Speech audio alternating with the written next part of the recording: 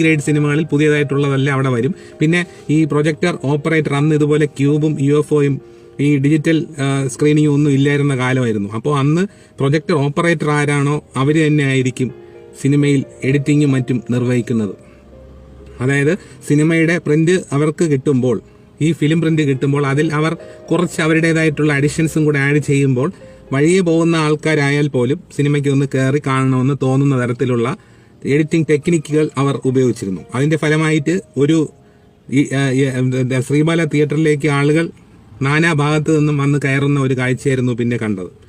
സ്കൂളുകളിൽ നിന്നും ഹൈസ്കൂളിൽ പഠിക്കുന്ന കുട്ടികളും കോളേജ് പഠിക്കുന്ന കുട്ടികളും അതുപോലെ എല്ലാം ഒളിച്ചും പതുങ്ങിയും വന്ന് ശ്രീബാല തിയേറ്ററിൽ സിനിമ കാണുന്നത് ഒരു 90കളുടെ ആ ഒരു മധ്യത്തോടുകൂടി ഒരു കാഴ്ച തന്നെയായിരുന്നു. അങ്ങനെ ഈ ശ്രീബാല തിയേറ്റർ ഈ B ഗ്രേഡ് സിനിമകൾക്ക് പേരുകേട്ട ഒരു